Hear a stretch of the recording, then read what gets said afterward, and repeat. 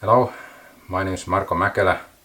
I have been working on the InnoDB storage engine for 17 years.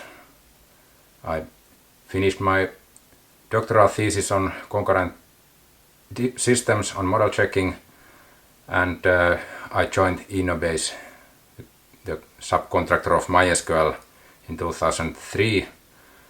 It was acquired a couple of years later by Oracle, and almost 4 years ago I joined MariaDB and have been involved with development of InnoDB storage engine in MariaDB since then.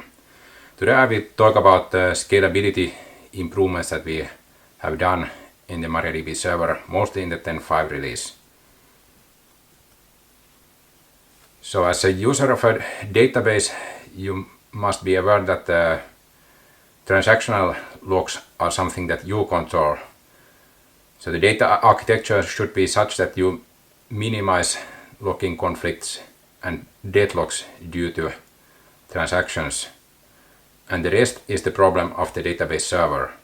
If you, for example, you are using non-locking reads, in InnoDB reads are non-locking by default, then the transactional logs do not matter. Only if the table is being dropped or something like that, then you will have a conflict with non-locking reads, but the row logs do not matter for read uncommitted or read committed or repeatable read isolation levels. But inside the database we have some concurrency bottlenecks that you may hit, such as if multiple queries are trying to access the same page while the page is being written by some transaction, then the read access to that page would be momentarily blocked. Also, if you have lots of writes, you can have a bottleneck on the redo log buffer or the redo log file.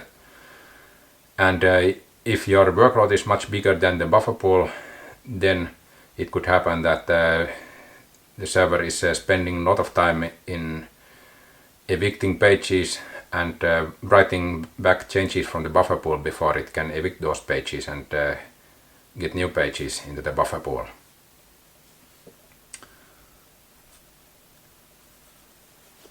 To understand how a system works, it's good to follow the Open System Interconnection model that is used for protocol design or description. If we look at the internet, at the lowest layer we have a physical layer, a transmission medium such as a serial line or Ethernet or Wi-Fi. Those are asynchronous packet-oriented communication media. Anybody who is connected to that network can choose to send something, a packet, at any point of time, and there must be some collision detection, collision avoidance and such things. And as we go up the layers, the bottom layer, the service that is provided by the lower layers is refined by each upper layer. At the top we have the TCP IP, the transport layer, which takes care of retransmitting data and flow control, so that this packet-oriented communication becomes stream-oriented or connection-oriented.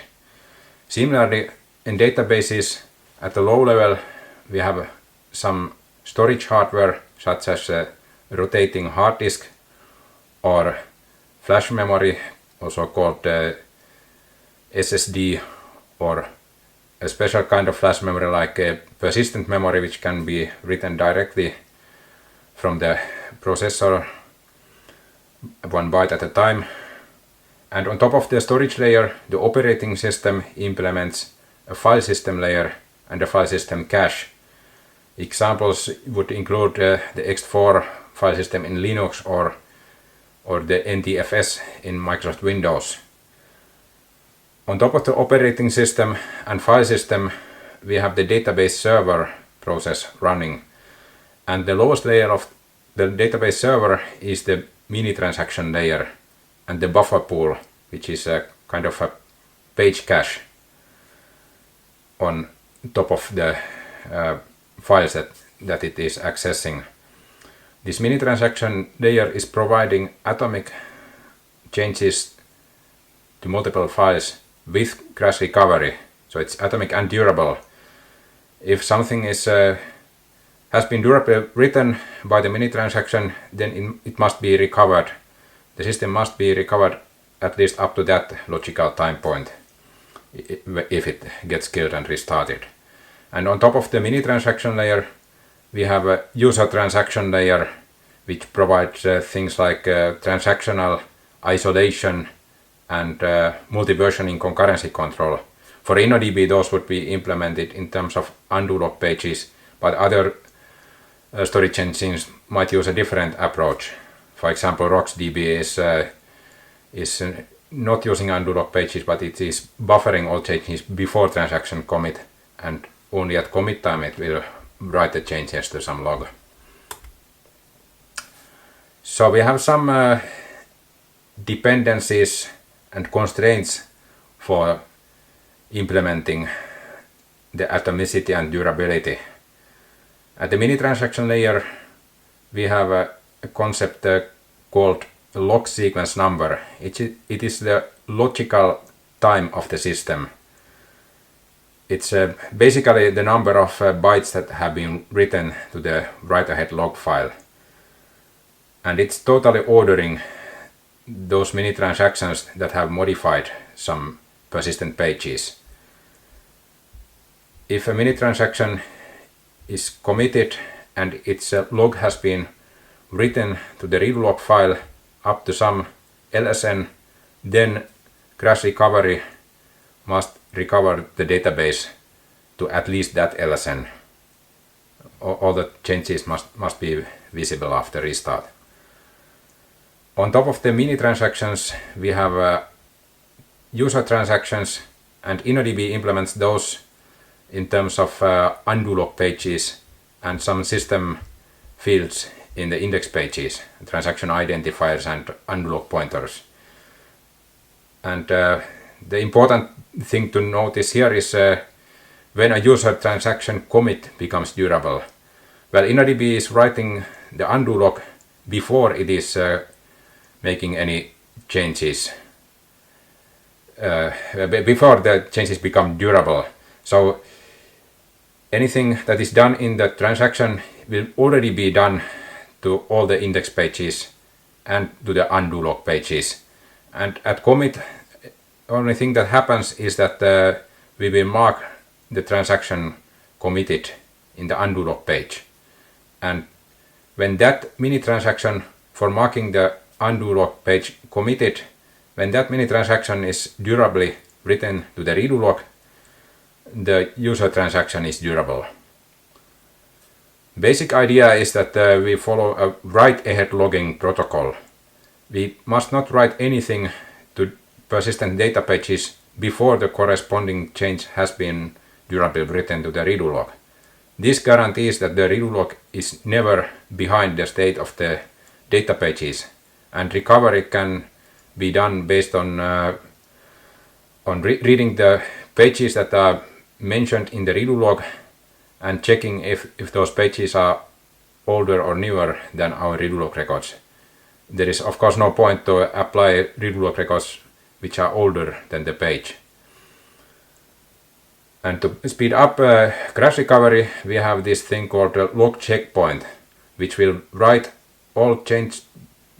ensure that all changed pages older than a checkpoint LSN have been durably written to the data pages, and then the log checkpoint can logically discard the beginning of the redo log, marking that recovery will start from the new log checkpoint LSN. On shutdown, we do a log checkpoint and the log would be logically empty after that. So after a normal shutdown, the server startup will recover with an empty log. The next slide describes the flow of a mini transaction. It's the most challenging slide in my presentation, so I must apologize for the level of detail, but I feel that this is necessary to understand the scalability bottlenecks of the InnoDB storage engine. At the left side we have a mini transaction object which is combining a memo which keeps track on read-write logs, also called latches, that the mini transaction is holding. And in the blue entity we have a log of changes to pages. If the mini transaction has before a mini transaction can change an index page or any page in the buffer pool, it must acquire exclusive latch on that page. So no other user of the database, no other thread can access that page. Not even page flushing or checkpoints can access that page.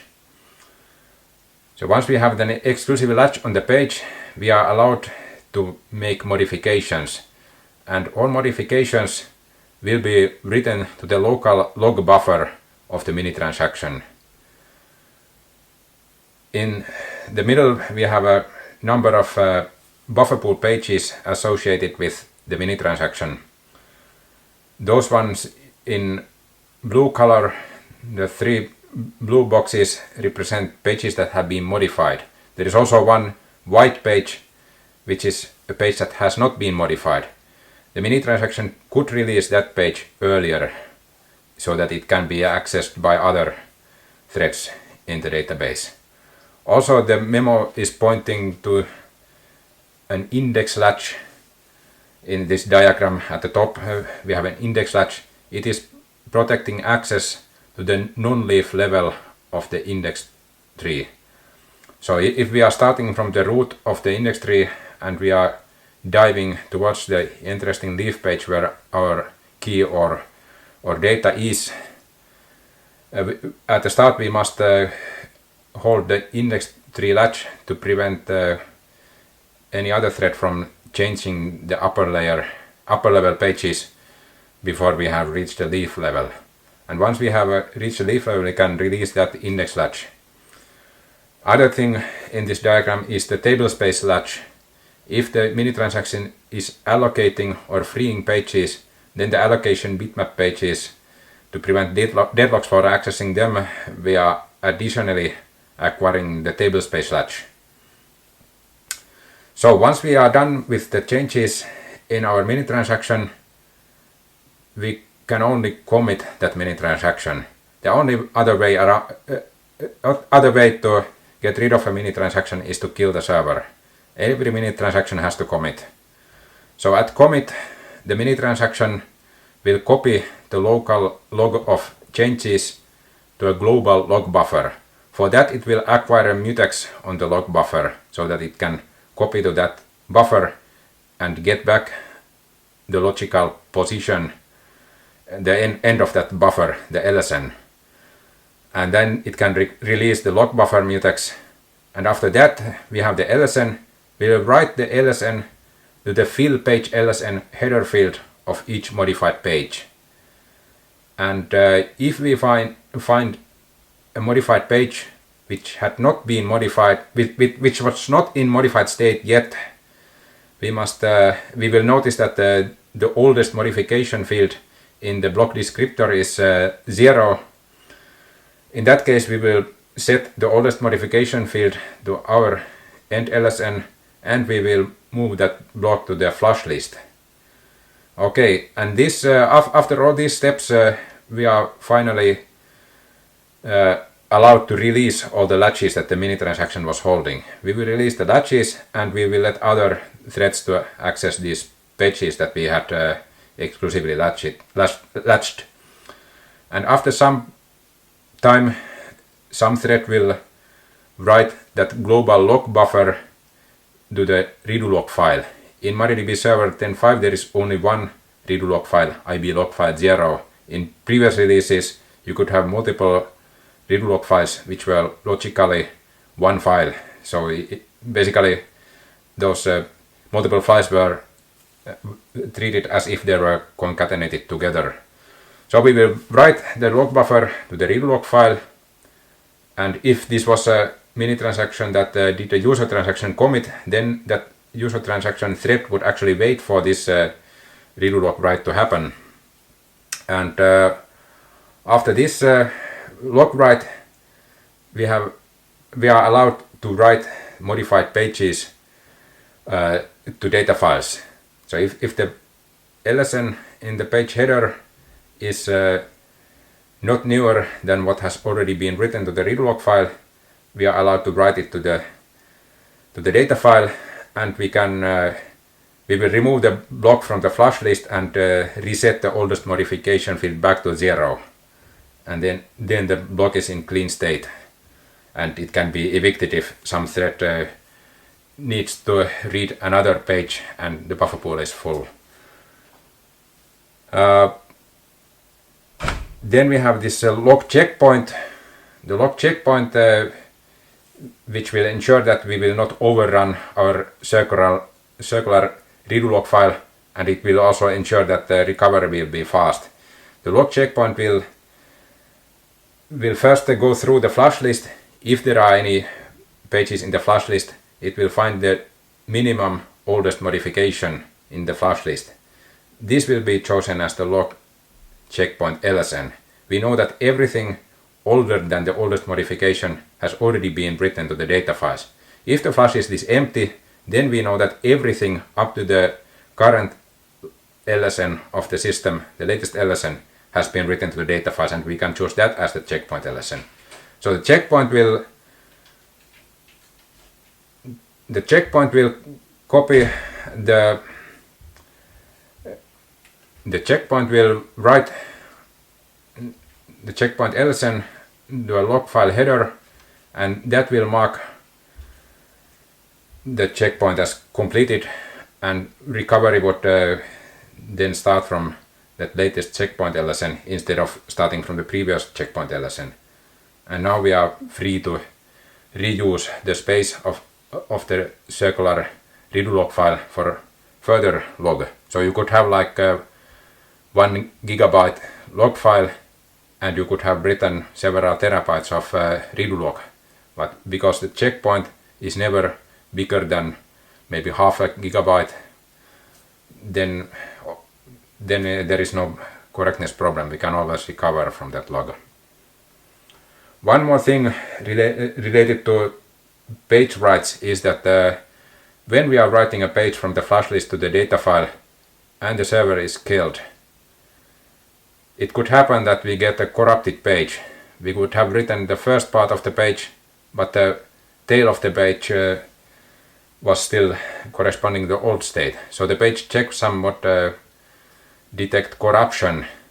What can we do in recovery? We can only apply log to pages that are in some consistent state, corresponding to some LSN. The solution that InnoDB uses for that is a double write buffer. We will first write the page to the designated area in the system table space, and once we have completed that write, we will write the page to the data file, and this ensures that if the server is killed in the middle of a page write, we will be able to recover the page from the double write buffer. A kill during a redo log write is not a problem, because the recovery will scan the redo log sequentially, and it will stop when it detects end of the log, some inconsistency, something that indicates that the last mini transaction was not properly terminated. So recovery would discard the last incomplete mini transaction. It must be atomic and durable, you remember, and it will recover everything up to the start of that last incomplete mini transaction. The next section of my talk is covering the actual improvements that we have done to MariaDB Server 10.5 release mostly to improve write speed and recovery speed, but also we are slightly improving read performance. So the main thing in the 10.5 release, most visible thing, is that we changed the redo log record format. We replaced the old physiological redo log format with a mainly physical redo log format, and we introduced some new special redo log records that allow us to avoid some page writes and reads. If you are freeing pages, we will now write a special log record for that. For example, a drop index operation or a large rollback, which would often insert, that would free lots of pages. In those cases, we would write this special record, and when we come to the page flushing, we will know that this page was actually freed and we don't need to write anything back. So we can actually evict the page from the flush list without writing it to the data file at all. Or if we have this feature called scrubbing enabled, in that case we would overwrite that page with zeros. But normally we would avoid I/O. Similarly, if a page is newly reinitialized by a redo log operation, for example, a page was split and a new page was created and initialized, then for the first write of that page we would not use the double write buffer. The reason is that we are able to recover the page based on the redo log records only. So recovery will not read that page. It will just read the redo log records, and there is no use of the double write buffer because recovery will not need to read the page. And other things that we did without file format changes are an improved group commit, removing some mutex contention on the operation that is ensuring that everything to a particular LSN has been written to the redo log. Also, we introduced a compilation option for persistent memory storage, which allows us to write to the redo log without invoking any system calls. And this new redo log format is easy to pass because it's explicitly encoding the length of each record. This is greatly simplifying recovery and also hot backup with the Maria backup tool. And it also allows us to improve the memory management. Yes, I already covered this. We have fewer writes and reads of data pages. Recovery will not read any pages that were initialized based on the redo log record, and page flushing can skip the double write buffer for those pages. And when we are freeing a page, we will not have to write anything to the data file. We can just discard the page from the buffer pool unless scrubbing was enabled, or unless you were using page compressed tables and you would want to have those holes in your data file in place of the freed pages. And this special record might allow us to avoid writing any short-lived pages, such as when you have temporary tables. It could be that if the temporary table exists for a short time only, then we might avoid all page writes for that table altogether.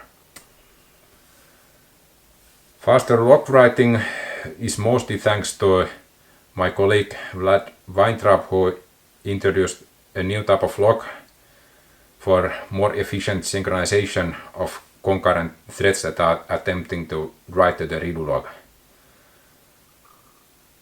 And when Vlad was benchmarking his work, he noticed that the redo log volume makes a big difference to performance. If we write only a little bit more redo log, the performance with higher thread counts would easily collapse.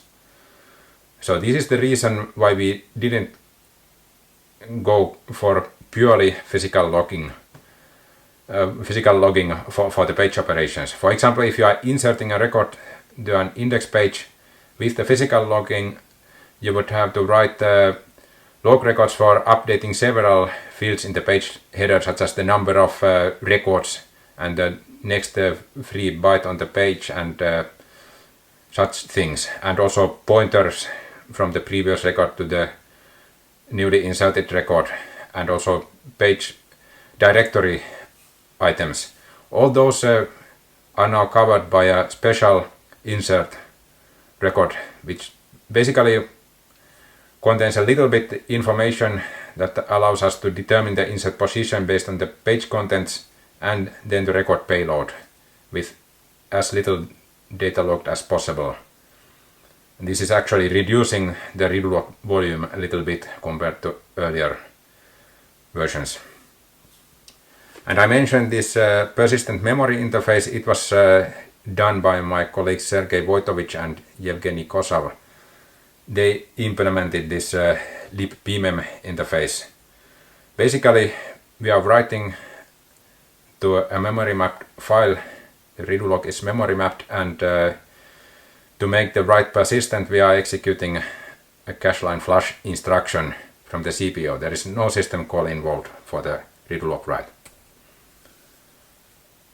Recovery was mostly improved by the more easy to parse redo log record format. We have the explicitly encoded lengths, so first when we are buffering the records before we are reading any pages, we can just quickly buffer them. We know which pages they are for, but we don't need to parse the payload of those records. We just skip to the next record based on the length that we pass from the start. And we also have a simpler memory management. In the old format, it could happen that some logical redo log record could be bigger than the page size. For example, if you are using 16 kilobyte page size, you could have an individual redo log record that is longer than 16 kilobytes. So we would need some special code to manage those very long redo log records. In the new format, that can never happen, so we can directly buffer those records in buffer pool pages, which is much simpler. And these logical records that we introduced for page operations, they include much better validation of the page contents than we used to have. Previously, in the old recovery code, you could get a crash during crash recovery, but with the new code, you should get a clear error message that the page was corrupted and the log record was not applied to it. So you will know that there is some problem with this particular table space. The next section of my talk covers some code cleanup that might improve the performance of InnoDB in MariaDB Server 10.5. All these changes were done without changing any file formats. There used to be a single master thread in InnoDB that did various tasks, such as change buffer merge or purge of transaction history or checkpointing.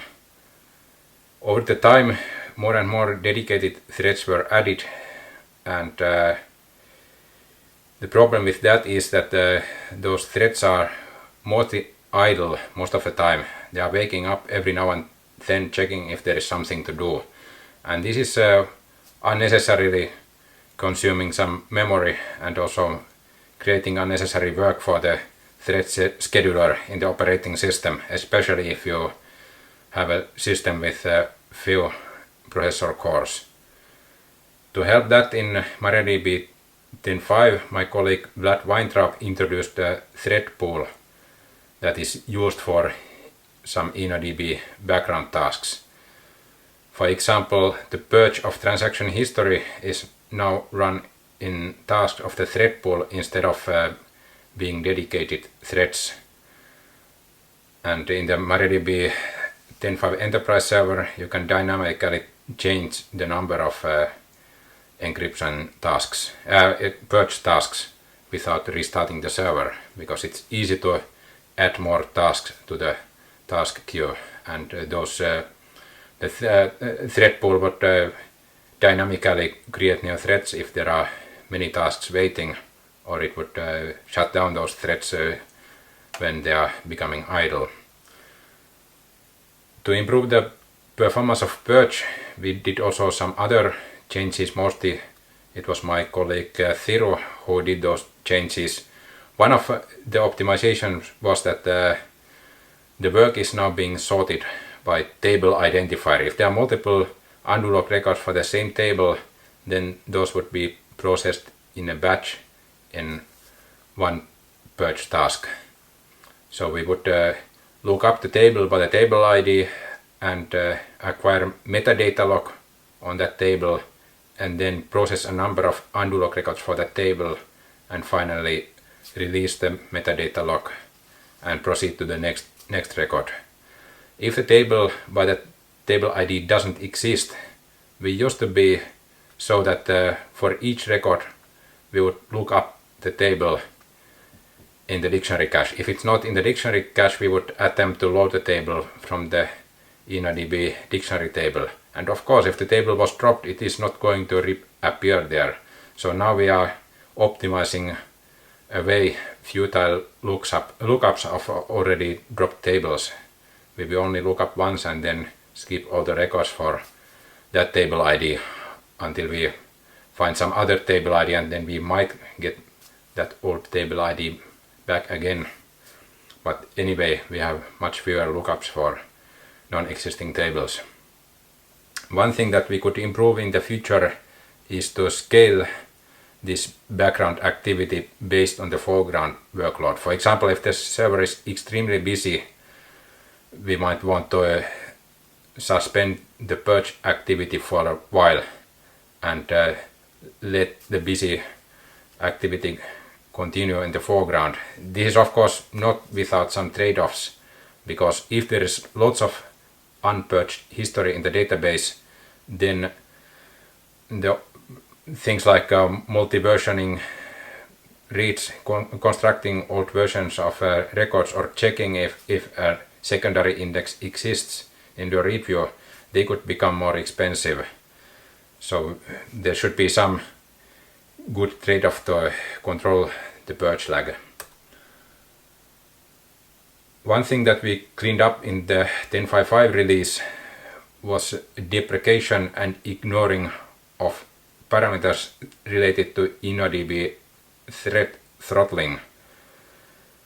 Back in the old times, like MySQL 5.1, when we only had this master thread doing everything, you could easily have a, and we not only that single master thread, we would also have a single kernel mutex which would cover different things such as the transaction bookkeeping and the log bookkeeping. We would also have a single buffer pool mutex which would cover various operations on the buffer pool. So those would be very obvious bottlenecks that would prevent the system from scaling if you got more than, say, 4 or 8 concurrent connections. And to work around that bottleneck, there were these parameters like InnoDB thread concurrency, InnoDB commit concurrency, and I think it was something like InnoDB replication sleep delay or something like that. And it turns out that currently, thanks to scalability improvements that have been done over time, both in MySQL but also in MariaDB, we actually do scale to a rather big number of concurrent connections.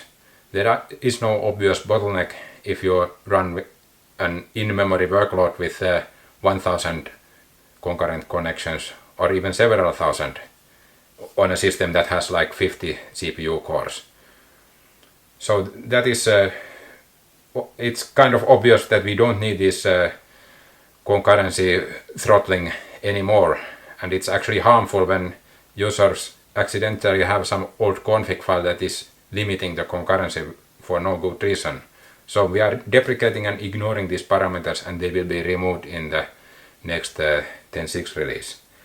And hopefully the removal of some bookkeeping related to these parameters will also slightly improve the performance.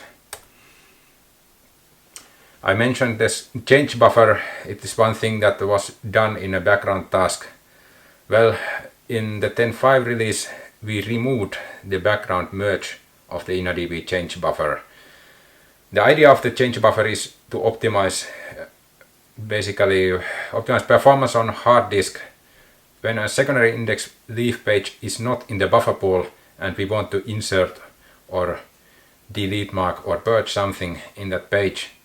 We would avoid reading that page into the buffer pool, and we would instead write a record to a special change buffer tree. And later on, when the page is read to the buffer pool for whatever reason, the buffer changes would be merged.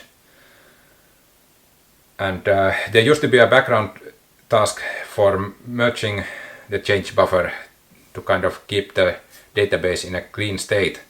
But it turns out that this background merge was slightly harmful for performance, and it's also harmful for usage, because if there is some corruption, you know that if InnoDB encounters some corruption, it's not handling that very well.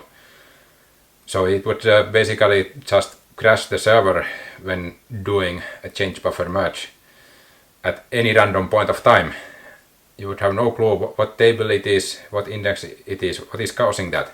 But now with MariaDB Server 10.5, it's more predictable, because typically the change buffer merge will occur when the current query in the SQL statement is accessing that secondary index.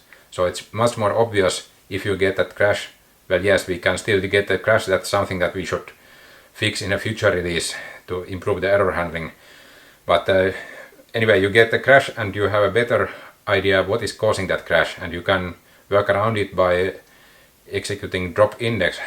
The server will not crash automatically when you restart it, because there is no background merge for the change buffer. So this is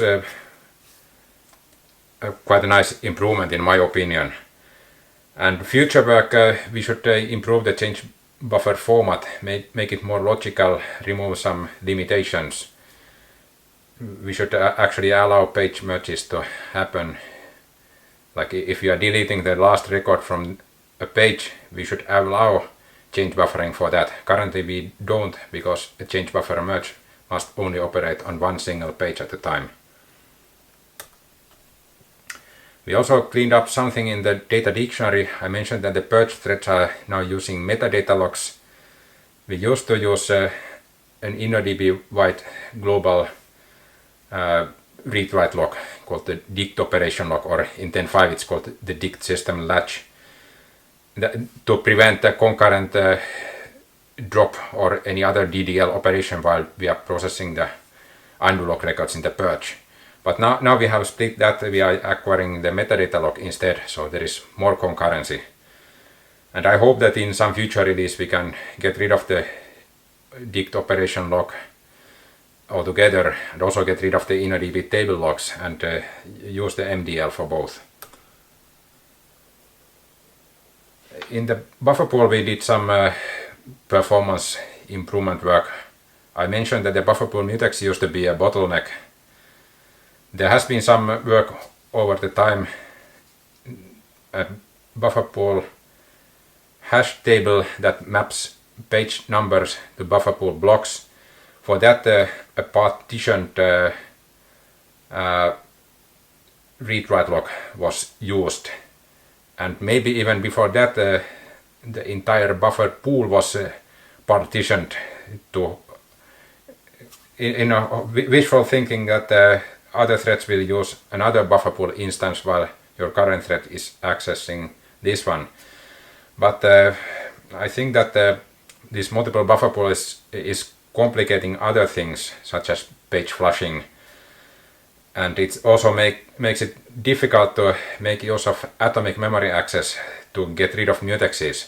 So in MariaDB Server 10.5 we reverted back to a single buffer pool, and we did some changes to remove some mutex operations. We even were able to remove the buffer block mutex, which was introduced to reduce workload on the buffer pool mutex.